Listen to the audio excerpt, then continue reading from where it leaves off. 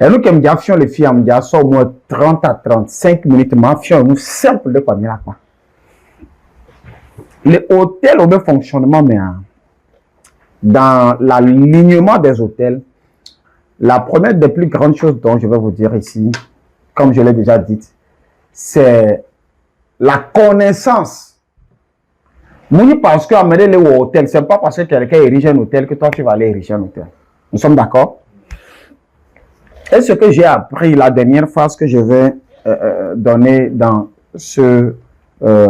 cette rubrique, j'ai mis ça dans le livre. Vous allez voir que lorsque nous parlons des hôtels, arrivé à quelque part, j'ai commencé par parler de l'office.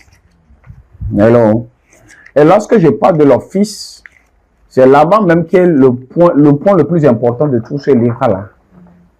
C'est le point qui m'intéresse ou bien c'est le point qui peut me faire vibrer. Hello. Et comment est-ce que l'office se présente? Comme je l'ai dit, tu dois être quelqu'un qui est comme un Habakkuk. Habakkuk 2, verset 1 a dit, il dit, j'étais à mon poste. J'étais à mon poste. Donc, de 1, pour avoir la victoire dans cette rubrique-là, ou bien dans le domaine des hôtels, il faut être quelqu'un qui est à son poste. Nous sommes d'accord. C'est-à-dire, tu n'es pas à ton poste, mais tu veux revendiquer quelque chose. C'est comme si tu n'as pas un droit légal, quoi. Nous sommes très d'accord. Ça veut dire que, nous, dès que nous m'a revendiqué, bon, on est sur un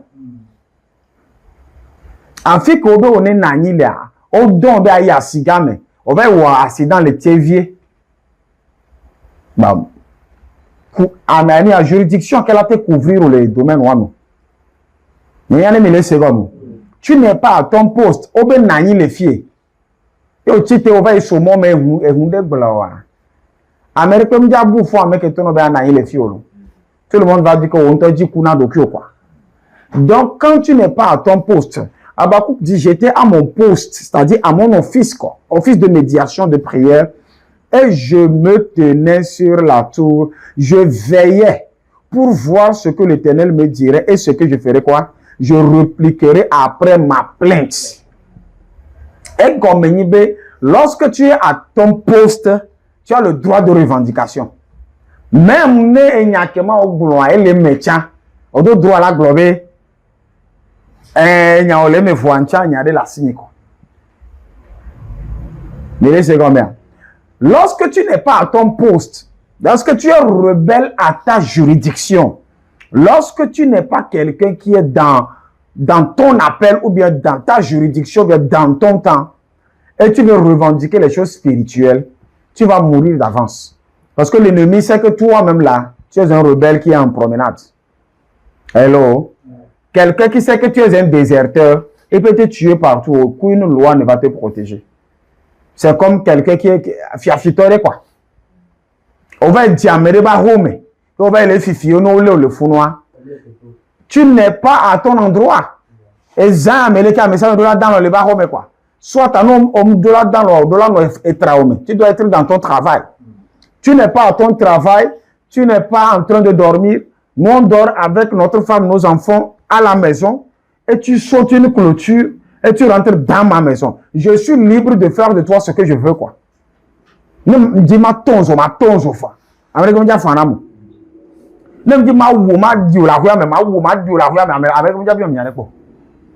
Ne dis ma pour, ne dis ma you. Ce qui me plaît, c'est ce que je ferai de toi. Et nous, que n'abement pas me boboro le bois, et puis ils sont emportés par tout vent qui souffle. C'est parce qu'ils ne sont pas dans leur juridiction. Et de deux,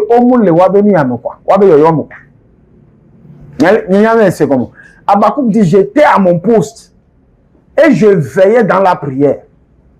Donc de un, ne mou le poste ni, ye mou le wo donya, ne ma oglonya dea, ni a te négocier fa. Hello. Dans Isaïe, il dit, allons, plaidons. Si notre péché est noir comme de la cramoisie, nous allons le rendre blanc comme la neige. Et bon, il va nous voir. Nous voyons quoi? Nous voyons nous voyons il y a une ici quoi. Ane blonyawa quoi, on la blanchir quoi. Hôtel ba me pour enfant né. Monye be o sebe o be no be amere wo no apa on va noter la fière be on le wo mo. Hello. Je vais vous montrer comment tu peux ne pas ériger un hôtel directement, mais non, nous homme d'hôtel là. On va te défendre sur les situations de problèmes. Nous le dit la situation de possibilité hello. Voyez, il y a comme ça qu'on les filles à le bouton me voit. Milado. Amenez blové Milado. Voilà, je veux voir Milado là. Alléluia. Mais la quatrième erreur, mais il n'y a pas de plaidoyerie. Mais comme je l'ai dit dans mon livre, j'étais en train de prier contre certaines personnes. J'étais quelqu'un qui avait beaucoup de combats. Ma vie n'est pas facile. Je suis le prophète le plus attaqué de tout le quartier possible. De tout ce quartier, de tous les quartiers de Zongo, Agwe, jusqu'à Togbekove. Hello. Et un jour, j'étais en train de prier contre mes ennemis, comme nous le faisons d'habitude à l'église. Et nous pouvons dire à nos membres que c'est ça, c'est la prière qui sauve. Mais j'étais en train de prier, rien ne changeait. J'ai jeûné, rien n'a changé. J'ai fait tout ce que je peux faire. Rien n'a changé. Et un jour, le Seigneur m'a dit, arrête de prier, il faut plaider. Quand c'est plaider, en avant. Pour moi, c'est une forme de prière en avant. Ouya. Eh Seigneur, je prie contre mes ennemis. Oh Seigneur, fais quelque chose. Quand j'ai fait tout ça, là, je me suis rendu compte que non, que ça n'a pas marché. Quoi. Quand je me suis rendu compte que ça n'a pas marché, c'est là que je me suis rendu compte qu'il y a quelque chose qui ne va pas. Il y a une connaissance qui m'a manqué. Et c'est là que je suis revenu vers Dieu maintenant. Dit, oh, j'ai fait tout ce que je devais faire, mais ça ne marche toujours pas. Il m'a dit, ah, comment est-ce que tu as fait les choses? Et j'ai commencé à parler à Dieu et il m'a expliqué des choses que je vais vous expliquer tout de suite. Hello. Mais avant de vous expliquer ça, j'aimerais vous dire clairement que sans la connaissance, on m'a fait fonctionner les sphères des peuples, on m'a fait fonctionner les dimensions des peuples. Nous sommes d'accord? Il peut arriver que l'on peut tomber. Je n'encourage pas les gens dans le péché et je ne le ferai jamais. Nous sommes d'accord. Mais il peut arriver que l'homme peut tomber. Hello.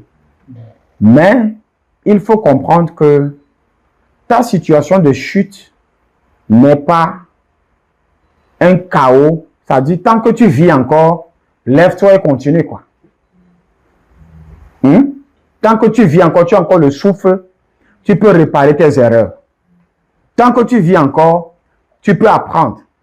Tant que tu vis encore, tu peux changer de comportement. Mais tant que toi, tu vis toujours dans le malheur, et puis toi, ton caractère ne change jamais, ta vie ne change jamais, tu ne changes jamais de méthode, ça veut dire que toi, tu vas vivre les mêmes choses chaque année et tu vas mourir dans les mêmes choses. Nous sommes d'accord. Parce que les mêmes causes produisent les mêmes effets. Ça veut dire que lorsque tu emploies une méthode, chaque jour ça ne marche pas, abandonne cette méthode et change de méthode. Tu prends un médicament et tu vois que, non, que chaque fois ça t'affaiblit, tu veux dormir, ça te rend faible chaque jour. Mais il faut laisser le médicament là, il faut changer. Même les médecins même vont te changer de médicament. Te dire que ça là, ça ne te prend pas parce que tu as une allergie ou bien ton corps ou bien ton sang n'est pas adapté à ça. Je pense que c'est ça. Hein. Donc, à nous les mener à béné, alors les ndémé, alors les doctrines d'aimer, alors les connaissances d'aimer, alors les caractères d'aimer. Et nous les zones, nous les marchés non. Il faut changer de méthode. Non, les prières nous les changer. Il faut changer de manière de prier. Pour changer de manière de prier, tu dois savoir. Pour changer de manière de prier, tu dois savoir comment toi tu dois prier dans cette situation pour que ça marche. Comme je le disais, peut-être que tu fais comme je l'ai dit à la conférence, peut-être que tu fais des prières de supplication et tu vois que ta pitié ne fait même pas pitié aux esprits. Arriver à quelque part, il faut changer, il faut faire des prières de déclaration.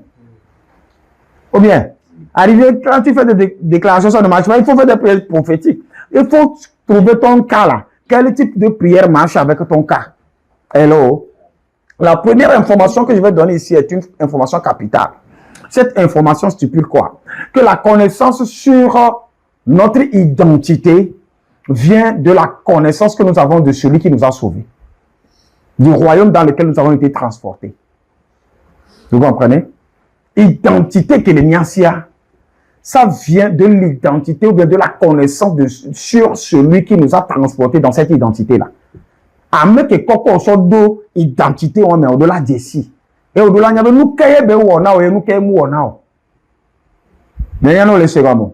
Et nous qui est au-delà et nous qui est yaonao. Nous koko sodo soja dorme vivre. Tu dois chercher à savoir nous qui est nyamou et nous qui est potolo là. Hello, peut-être même koko sodo soja dorme fia. Peut-être j'ai payé ta quittance. Peut-être j'ai signé ton contrat. On va faire une fière au balai bio à payer quittance. Si tu ne sais pas que j'ai payé la quittance, tu vas payer doublement. Donc, le Christ que nous suivons là, qu'est-ce qu'il a déjà fait? Et qu'est-ce qu'il nous reste à nous maintenant de faire? Tu rentres aujourd'hui officiellement dans un monde de possibilités.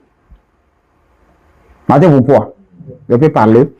La première des choses que j'aimerais vous dire ce soir, c'est que il y a une loi qui a existé avant Jésus-Christ. Nous sommes d'accord? Hein? Et il y a une loi aussi qui a existé avant Moïse lui-même. Nous sommes d'accord? La première loi qui a existé avant Moïse, c'est que tu ne mangeras pas le fruit de l'arbre.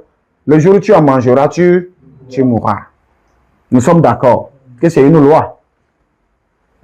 Et c'était la seule loi que Dieu avait donnée à Adam. Et après la chute, il y a eu d'autres lois maintenant, comme les gens doivent rentrer dans l'arche de Noé, sinon il y aura des déluge, et ceux qui se sont entêtés, ils sont morts parce qu'ils n'ont pas respecté cette loi. Après tout, il y a la loi de Sodome et Gomorrhe, où les gens ont dépassé les limites, ils ont été brûlés. Après tout, il y a eu beaucoup de lois, marche devant moi et sois intègre. Il y a eu beaucoup de lois que Dieu a commencé à infiltrer un peu, jusqu'à ce que officiellement Moïse ne vienne et Moïse ne devienne le maître ou bien le Dieu de la loi. Nous sommes d'accord. Maintenant, dans le principe des doctrines, ou dans le principe dans l'art des maîtres, je vais vous parler aujourd'hui clair. Dans l'art des maîtres, il faut d'abord, lorsque tu viens, tu veux devenir, même dans les arts martiaux et autres, dans toutes les disciplines, même à l'école, pour avoir la maîtrise, c'est-à-dire pour devenir maître, je vous explique quelque chose de très profond. Soyez très spirituel pour comprendre ce que je veux dire. Il faut d'abord faire quoi? Étudier les valeurs de ceux qui ont déjà déposé des lois. Hello? Pour devenir maître, que ce soit dans la médecine, que ce soit dans avocat, pour devenir maître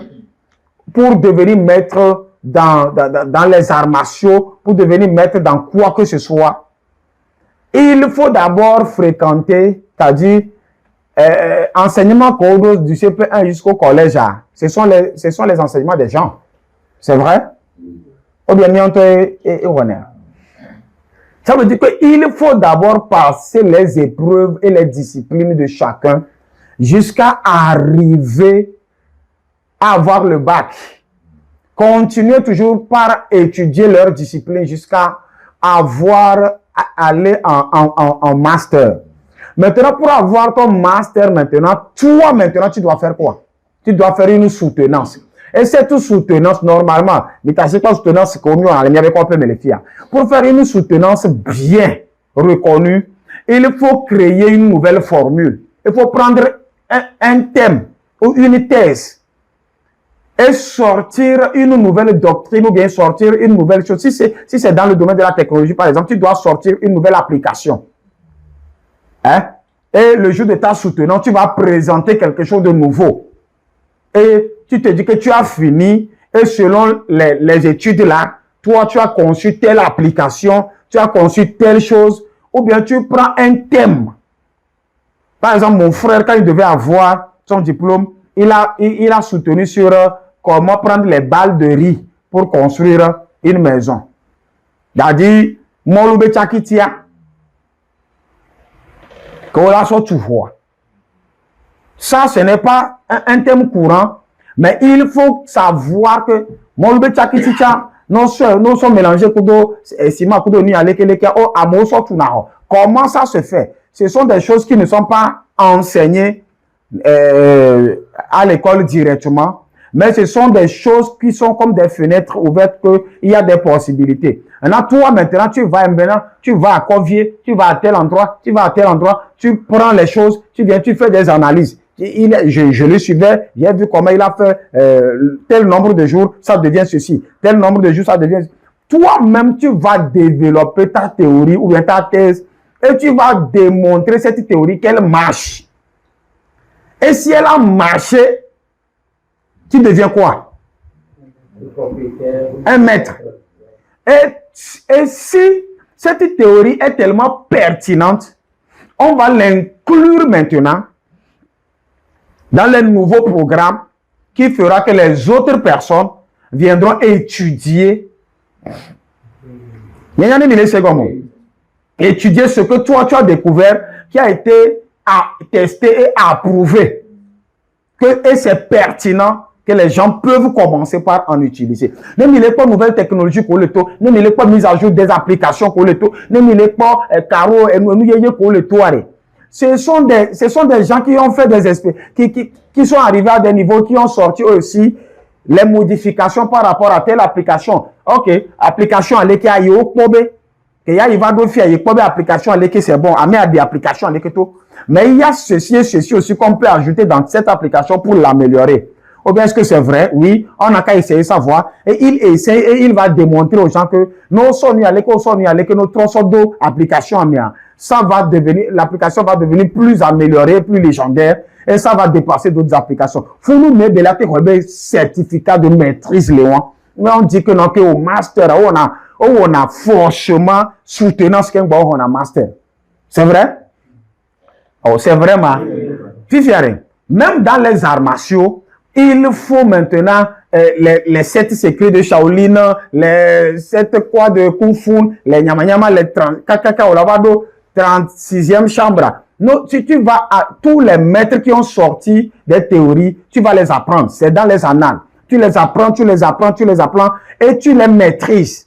Quand tu les maîtrises et tu finis le livre, tu dois chercher à créer un autre secret.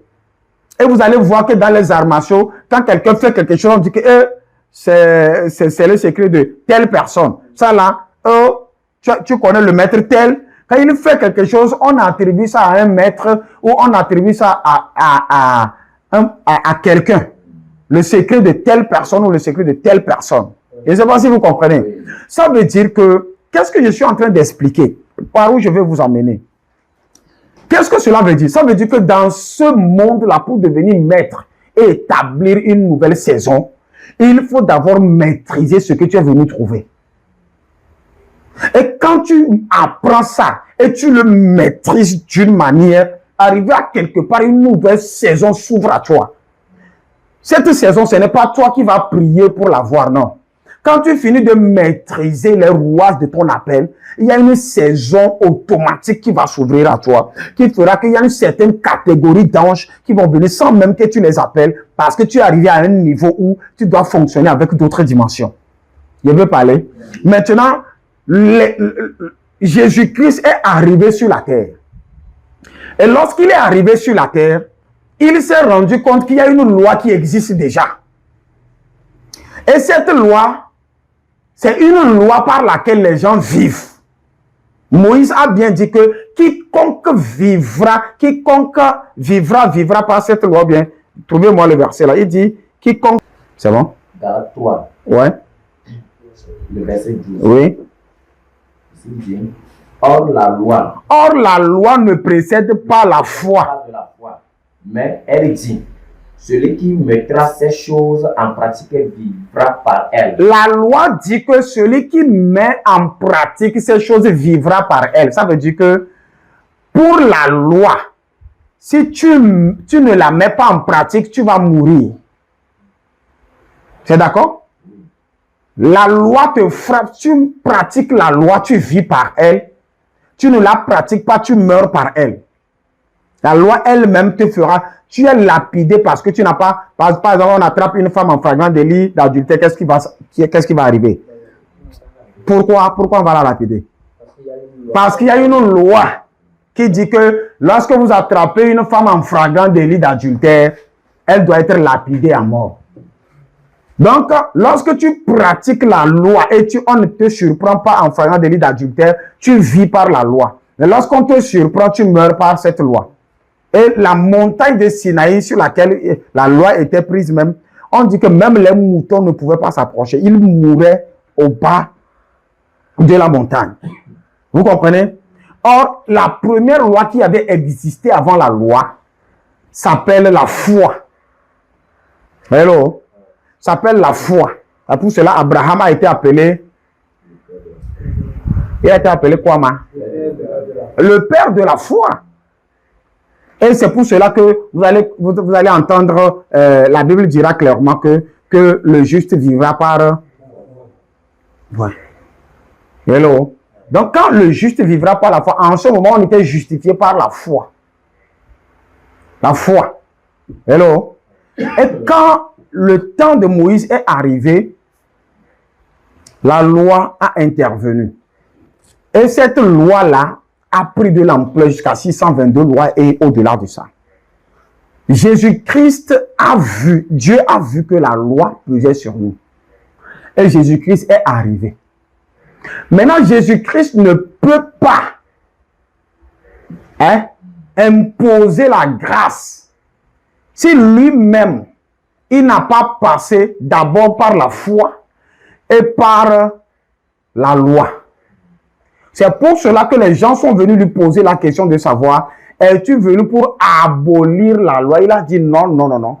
Il ne peut pas imposer la grâce s'il abolit la loi. C'est contre l'art des maîtres. Il ne peut jamais devenir un maître, il ne peut jamais devenir un Dieu s'il abolissait la loi. Il va échouer son ministère.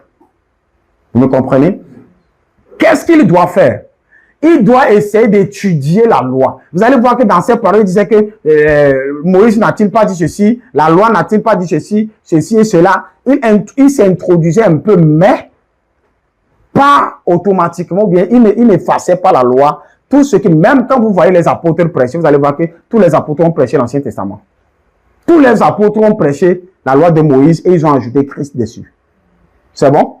Maintenant, il est venu, il a commencé par étudier la loi, il s'est rendu compte que la loi porte en elle deux choses. Toute la loi que vous voyez là porte en elle deux choses. C'est que l'homme est en train de faire l'effort par sa propre chair, par ses propres volontés pour plaire à Dieu. Ça, c'est de un, ça. Il doit se discipliner de façon extrême. Vivre comme un pharisien ou bien un sadducéen, un connaisseur de la loi. C'est pour cela que les pharisiens étaient appelés les docteurs de la loi. C'est-à-dire, ils connaissaient, il faut connaître la loi par cœur. Sinon, nul n'est censé ignorer la loi et nul n'est censé être en dessous de la loi ou bien au-dessus de la... Ça veut dire que même si tu ignores cette loi, par exemple que tu ne voleras point, et toi tu es parti voler parce que tu ne connais pas la loi, quand on t'attrape, tu dois restaurer 4 fois ce que tu as volé, soit on va te lapider, on va te tuer. C'est la loi qui le dit, que quelqu'un qui vole, on t'attrape, tu ne restaures pas seulement ce que tu as volé, mais tu vas le donner combien de fois? Oh là, vous ne me suivez même pas là, c'est ça qui m'énerve. Vous allez le restaurer 4 fois, je l'ai déjà dit tout à l'heure, n'est-ce pas? Donc ça veut dire que tu n'es pas censé ignorer la loi. Quand tu viens, tu dois étudier la loi par cœur pour connaître la loi est venue pourquoi. Et eux, ils se disent que la loi est venue pour leur faire du bien parce que de un, ils doivent faire de la pénitence, ils doivent faire ce qu'on appelle, ils doivent souffrir pour se réconcilier avec Dieu parce que leur grand-père Adam avait péché dans le jardin. Mais de deux aussi, ils doivent faire la deuxième chose qui est quoi? Les sacrifices répétitifs pour faire quoi? pour se reconnecter à Dieu. D'abord pour le pardon de leurs péchés et d'autres choses que vous connaissez tous. Maintenant, qu'est-ce qui arrive? Jésus-Christ est arrivé. Il doit observer toute la loi de Moïse pour devenir un maître et établir lui aussi sa loi. Maintenant, qu'est-ce qui va arriver? Il doit passer par les deux étapes. De un, on appelle la première étape la loi de l'expiation. Et la deuxième, la loi de la propitiation. Hello. C'est quoi la loi de l'expiation? La loi de l'expiation, c'est quoi? C'est l'action par laquelle quelqu'un répare une faute ou un crime, souvent par un châtiment ou un rite religieux permettant d'effacer le péché et de se réconcilier à Dieu. Je vais vous relire ça tout de suite.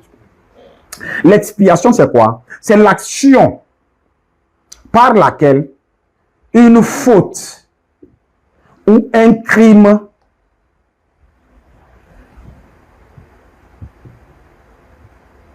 c'est l'action par laquelle une faute ou un crime doit être réparé. C'est-à-dire, notre grand-père Adam a commis déjà une faute. Et nous sommes venus, nous aussi, nous avons fait beaucoup d'erreurs. Donc, nous voulons réparer cette erreur-là. Donc, nous devons passer par ce qu'on appelle souvent la pénitence. Ou bien, c'est un châtiment pour apaiser le cœur de celui qu'on a offensé. Hello? C'est un châtiment pour apaiser le cœur de celui qu'on a offensé.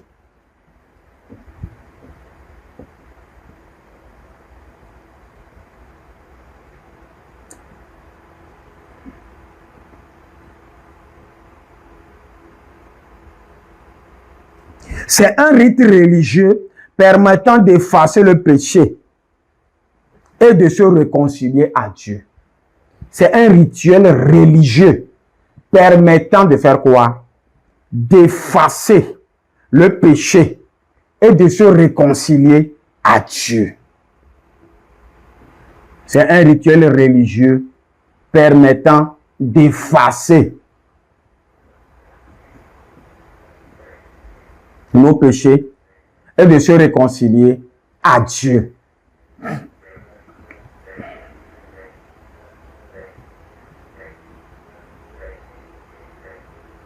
C'est une réparation de tort par une punition. C'est une réparation de tort par une punition.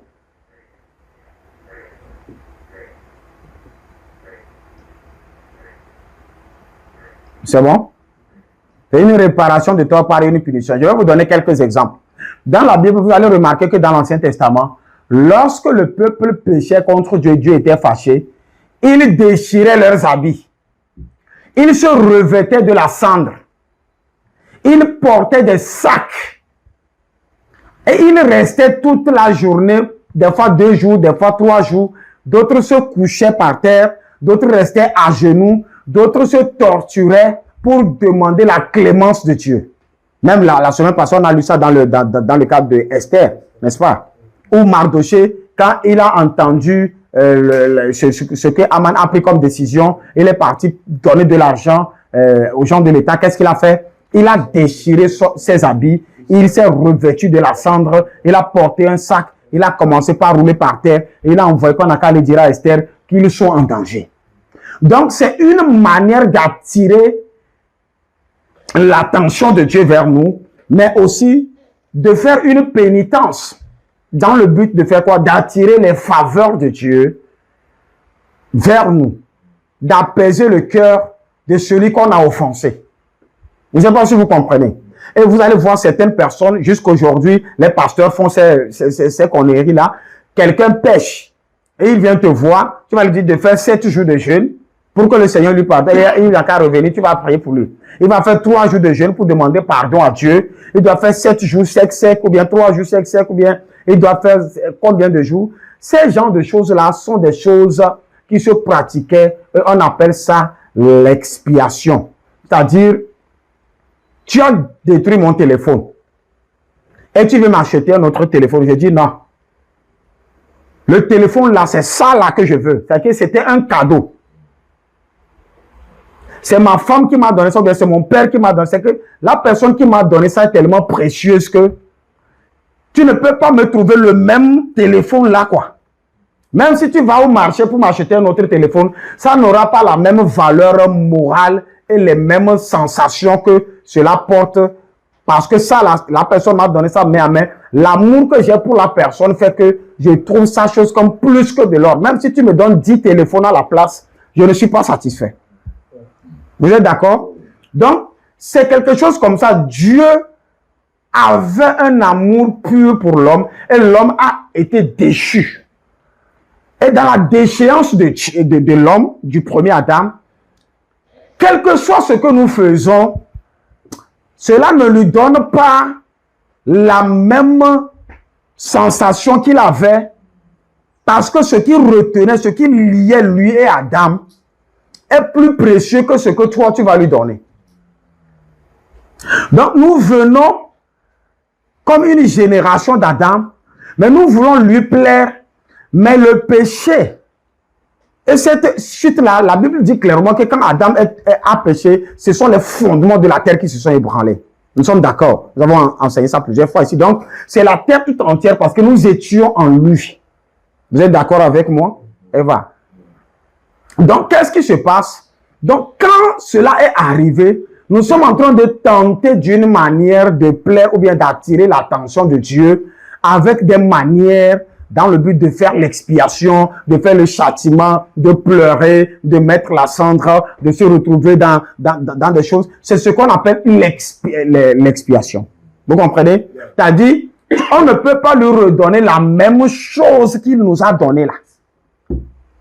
On est obligé de faire l'expiation, ou bien de faire la pénitence, ou bien je te dis, ok, si tu veux vraiment ça, il faut que tu ailles te mettre à genoux à quelque part, ou bien il faut que tu m'achètes 2 téléphones, ou soit tu fasses quelque chose, et ça va faire que, ok, l'affaire là va finir. Vous comprenez un peu? Donc, cette manière de faire là était quoi? Une manière, par nos erreurs, parce que l'alliance qu'il y avait entre Dieu et nous a été brisée. Donc, nous devons maintenant passer par des efforts pour pouvoir attirer la pitié de Dieu, pour dire que, ok, et vous allez voir que quand ils font ça, on dit que Dieu a eu compassion d'eux, et il les a envoyé un prophète, bien, ceci ou cela, ils ont créé à l'Éternel, ils se sont revêtus de sacs. Même Dieu lui-même leur demande à quelque part, revêtez-vous de sacs, déchirez vos cœurs, faire ceci, faire cela. Ça veut dire qu'il y a eu maintenant des tortures dans le but de se repentir, parce que quand tu le feras, c'est comme un enfant qui est venu et puis tu as acheté un écran plat et par mégarde, il a cassé l'écran plat. Tu es fâché. Mais tu sais que l'enfant n'a pas d'argent pour aller acheter l'écran plat, quoi. Peut-être que c'est 64 pouces ou bien 50 pouces, je ne sais pas. Tu sais que l'enfant là ne peut pas, n'a pas les moyens qu'il faut pour aller acheter ça. Qu'est-ce que tu vas lui dire? Tu vas lui couper le petit déjeuner pendant peut-être une semaine pour le punir.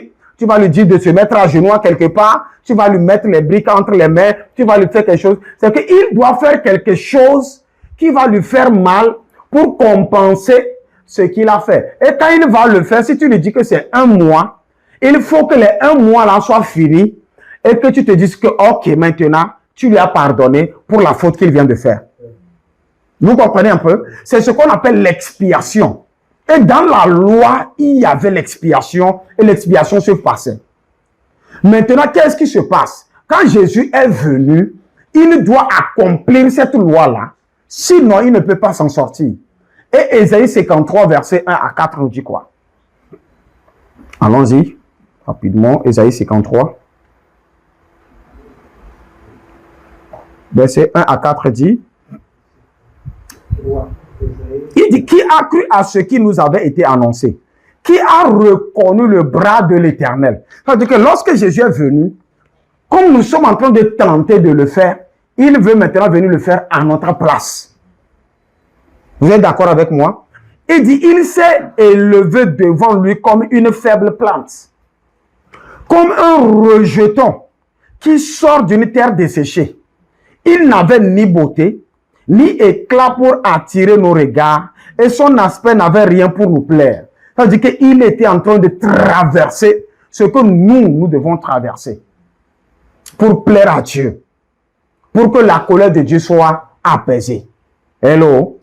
Il dit mépriser et abandonner des hommes, hommes de douleur et habitués à quoi? À la souffrance. Donc c'est l'expiation. Il faut qu'il devienne lui-même un homme de douleur, habitué à la souffrance, pour que le châtiment là puisse maintenant être levé sur nous. Il dit, habitué à la souffrance, semblable à celui dont on détourne le visage, nous l'avons dédaigné, nous l'avons fait de lui aucun cas. Cependant, il dit quoi? Ce sont nos souffrances qu'il a fait quoi? Donc, la pénitence que nous on doit faire pour que le cœur de Dieu soit apaisé, Jésus-Christ, lui, il vient et il prend cette pénitence-là. Oh my God.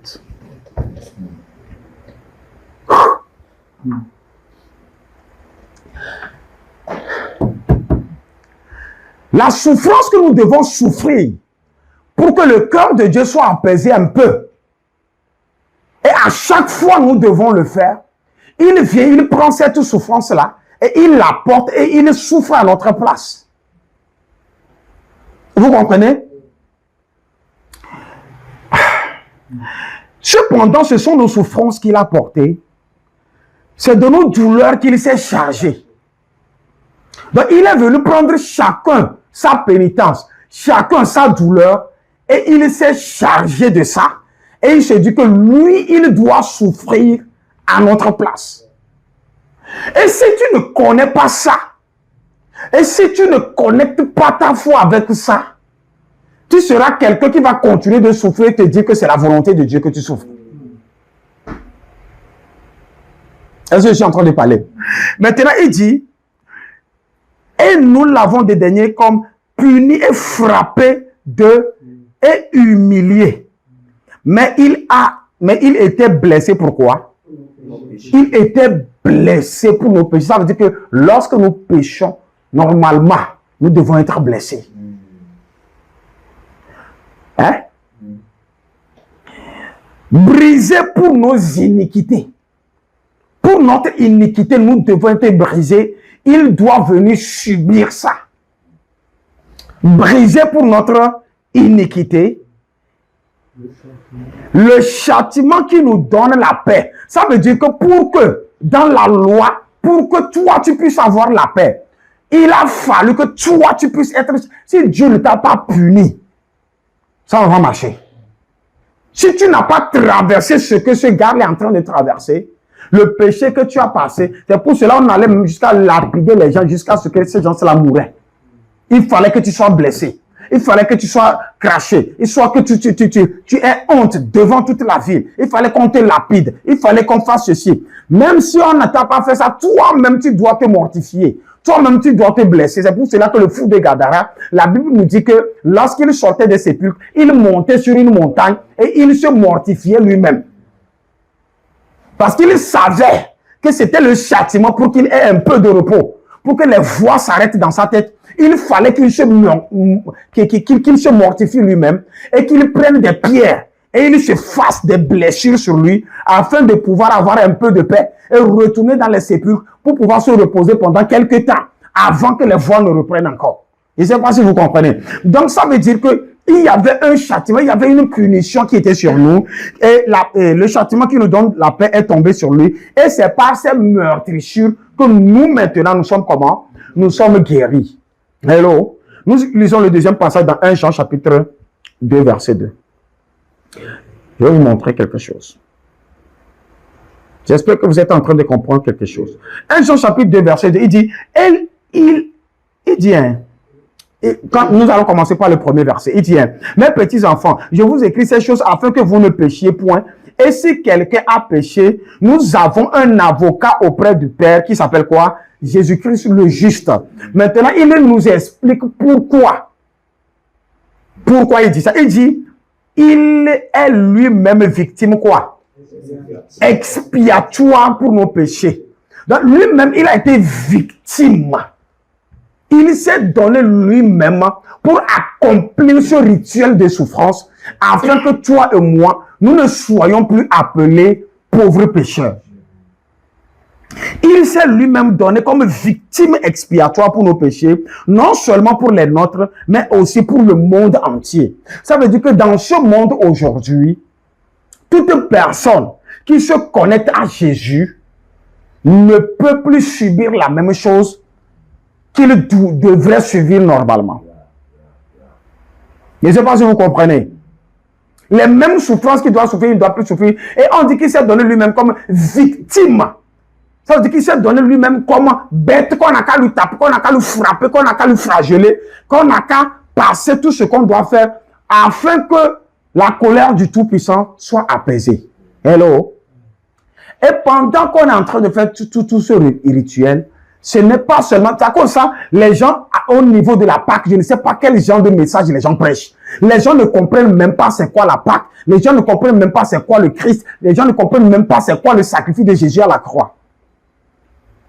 Ils continuent de prêcher, ils finissent de prêcher la Pâque, ils continuent toujours de condamner les gens par rapport à un péché, quoi. Et maintenant, lorsqu'il finit ça maintenant, lorsque vous voyez, on dit qu'il s'est donné lui-même comme victime expiatoire. On dit que, on a défini l'expiation comme quoi? Comme un châtiment par lequel on doit apaiser le cœur. Donc, si on doit prendre la définition pour mettre ici, on va dire quoi? Lui-même, il s'est donné comme victime, comme un châtiment pour apaiser le cœur de Dieu à notre place. Et il ne l'a pas fait pour nous seulement, mais il l'a fait pour le monde entier. Ça veut dire qu'aujourd'hui, Dieu n'est plus fâché contre le monde. Quelle que soit la doctrine que nous prêchons des fausses doctrines. Yeah. Dieu ne peut plus jamais être fâché contre le monde parce que quelqu'un a déjà payé le prix pour le monde. Est-ce que je peux parler? Maintenant, la deuxième des choses maintenant, quand il a fini de se mortifier, quand il a fini de se torturer, même quand nous voyons 1 Jean chapitre 4, le verset 10, vous allez voir que il dit encore là-bas que, et cet amour consiste non point en ce que nous avons aimé Dieu. Non, ce n'est pas parce que tu as aimé Dieu que tu es devenu saint. Ce n'est pas parce que tu viens à l'église que tu es devenu une personne pure. Non, non. Ce n'est pas parce que nous avons aimé Dieu, mais quoi? En ce que nous avons aimé Dieu, mais en ce qu'il nous a aimés et a envoyé son Fils comme quoi? Comme 4 verset 10. Comme victime expiatoire pour nos péchés. Donc c'est Dieu lui-même qui a décidé que Jésus-Christ, comme nous sommes en train de souffrir, mais malgré ça, ça n'apaise pas exactement son cœur. Il faut que quelqu'un que lui-même il aime, de qui ne peut pas se détourner, quelqu'un qui est comme lui-même son jumeau, quelqu'un qui est sorti de lui, quelqu'un qui vit dans l'éternité avec lui, quelqu'un sans qui il ne peut pas vivre. Il faut amener cette personne afin que cette personne vive cette douleur-là que nous devons vivre afin que le monde soit sauvé. Mais il dit que ce n'est pas parce que toi tu as aimé Dieu que Dieu est venu faire ça. Mais c'est parce que lui, il t'a aimé. Donc regarde la dimension de l'amour de Dieu pour toi, jusque là où Dieu est arrivé afin de pouvoir te sauver, quoi. Donc lorsque aujourd'hui vous voyez dans les églises catholiques ou bien dans certains enseignements où les gens condamnent le péché, les gens veulent marteler, les gens veulent tuer les gens à cause d'une erreur. Si Dieu lui-même ne t'a pas tué, toi qui prêches, toi, tu es qui pour venir te tenir et venir condamner les gens que tu iras en enfer, Jésus, comme ça, quelque chose un peu, les prédications de l'enfer sont partout, on veut discipliner tout le monde, le banc noir, le banc rouge, on veut maintenant montrer aux yeux du monde, on amène la personne devant les gens et on va maintenant faire comme dans l'Ancien Testament, on va détailler son péché, on va maintenant dire à tout le monde qu'il a fait ceci, il a fait cela. Même toi-même qui te culpabilise que tu as péché, tu es bête parce que tu ne sais pas, tu ne connais pas les Écritures.